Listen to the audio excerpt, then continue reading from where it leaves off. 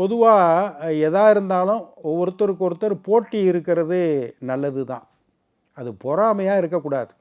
புலவர்களுக்குள் போட்டி இருக்கலாம், பொறாமையாக இருக்கக்கூடாதுன்னு பழைய காலத்து வசனம். அது மாதிரி தான் வியாபாரமாக இருந்தாலும் வணிகமாக இருந்தாலும் அண்ணன் தம்பிகள் அக்கா தங்கை இவங்களுக்குள்ள நண்பர்கள் இவங்களுக்குள்ளே இருந்தாலும் ஒரு போட்டி, ஆரோக்கியமான போட்டி ஒருத்தருக்கு ஒருத்தர் இருந்தால் அவங்க வெற்றி அடைவதற்கு அது வாய்ப்பாக இருக்கும். பொறாமையாக இருந்தால் தான் அந்த வெற்றியில் தோல்வியை வரவழைக்கிறதுக்கு குறுக்கு வழியில் நம்ம புகுந்து செயல்படுவோம். எப்போவுமே போட்டி இருக்கணும், பொறாமையாக மாறக்கூடாது. அதுதான் போட்டின்னா, ஒருத்தர் ஓடுறாரு, நல்லா ஓடுறாரு, கூட இருக்கவர் அவர் நம்மளை விட நல்லா ஓடுறாரே, நம்ம அவரை விட நல்லா ஓடணுமே அப்படின்னு அதை ஸ்போர்ட்டிவாக எடுத்துக்கிட்டு அவரை விட வேகமாக ஓடுறது. அதுக்கு பேர் ஸ்போர்ட்டிவ்னு பேர். ஸ்போர்ட்ஸ்னாவே என்ன? போட்டியில் முன்னுக்கு வருவது. எல்லோரும் வேகமாக ஓடுவாங்க, அதை விட 1 செகண்டு 2 செகண்டு யார் கூடுதல் வேகத்தில் போகிறாங்களோ அவங்க முன்னுக்கு வந்துடுவாங்க. அதுதான் வணிகத்துலேயும் அப்படி தான். ஒரு ஜவுளி கடை ஆரம்பித்தா அது ஒன்று மட்டும்தான் ஓடிக்கிட்டு இருக்கோம். அதுக்கு எய்த்தாப்பில் ஒரு ஜவுளி கடை, பக்கத்தில் 2 ஜவுளி கடை வந்துச்சுன்னு வச்சுங்க, வியாபாரம் எல்லா கடையிலையும் சூடு பிடிக்க ஆரம்பிக்கும். இவன் 5 ரூபான்னு போட்டால் அவன் 4 ரூபான்னு போடுவான். யாருக்கு லாபம்? மக்களுக்கு லாபம். வியாபாரிகளுக்கு இதில் வச்சுருக்க லாபத்தை வச்சு நம்ம நிறைய வியாபாரம் பண்ணணும்னு அவங்க போட்டியில் செயல்படுவாங்க. போட்டி ஒரு வளர்ச்சிக்கான அறிகுறி அப்படின்னு தான் சொல்லணும்.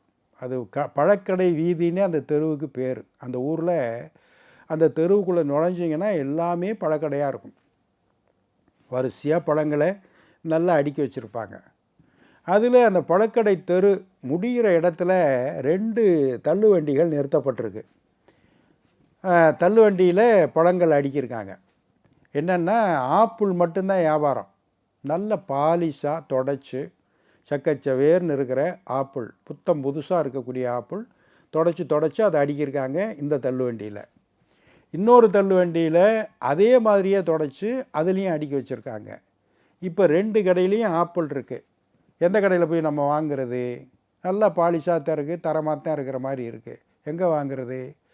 ஒரு சின்ன போர்டு ஒன்று, விலைப்பட்டியல் மாதிரி ஒரு போர்டு ஒன்று அதில் வச்சுருக்காங்க.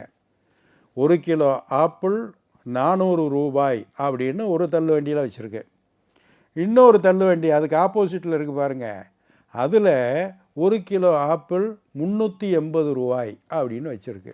இப்போ எங்கே வாங்குவான்? ஒரு கூவல் கிடையாது, ஒரு சத்தம் கிடையாது. இன்னும் சொல்லப்போனால் 380 ரூபா ஆப்பிள்னு போட்டிருக்க கடையை சுற்றி 2-3 வியாபாரிகள் நிற்கிறாங்க. இந்த 400 ரூபாய்ன்னு போட்டிருக்க தள்ளுவண்டிக்கிட்ட ஒரே ஒரு ஆள் மட்டும்தான் நிற்கிறார். பார்த்தா நம்ம போய் எப்படி வாங்குவோம்? 2 சைஸு, பாலிஷு, கலரு எல்லாம் ஒரே மாதிரி தான் இருக்குது. 380 ரூபாய்க்கு தான் போகும். போட்டியில் இவர் விலை குறைச்சி விற்கிறாருன்னு சொல்லி கடன்னு இந்த 2-3 பேரும் பம்பரமாக சுற்றி நிறுத்து அதை கொடுக்குறாங்க. 10 நிமிஷத்துக்குள்ளே ஒரு வண்டி நிறையா இருந்த ஆப்பிள் காலி ஆயிடுச்சு. அவ்வளோதான், வியாபாரம் முடிஞ்சிச்சு. 380 ரூபாய்க்கு விற்றவர் போவார்னு பார்த்தீங்க. அடுத்து டக்குன்னு அந்த 400 ரூபாக்காரர் வண்டி இருக்குல்ல, அதை பார்த்து கண்ணடிச்சார். உடனே வேறு ஒன்றும் பண்ணலை. அந்த 400 போட்டிருந்த வண்டியில் இருக்கிற பாதி பழத்தை இங்கே மாற்றினாங்க. 380ன்னு திருப்பி இங்கே போர்டு வச்சாங்க. திருப்பி இது வியாபாரம் ஆச்சு. அந்த 400 ரூபா அப்படியே இருந்துச்சு. வேறு ஒன்றும் இல்லை, ஒரே கடை தான். 2 கடையாக மாற்றினான். ஒருத்தருக்கு ஒருத்தர் போட்டியை உருவாக்கினான். இப்போ அப்பாவும் பிள்ளையும் சாப்பிடுவாங்க பார்த்துறீங்களா? நம்ம வீடுகளில் பிள்ளைக்கு 1 இட்லி வைப்பாங்க அம்மா, அப்பாவுக்கு 2 இட்லி வைப்பாங்க. முதல்ல 2 இட்லியை நான் சாப்பிட்டு காமிக்கிறேன் பாரு, உன்னால் 1 இட்லி கூட சாப்பிட முடியாதுன்னு அந்த குழந்தை 5 வயசு குழந்தைகிட்ட சொல்லுவார் 50 வயசு அப்பா. நான் சாப்பிடுவேன்னு அவன் போட்டி போடுவான்.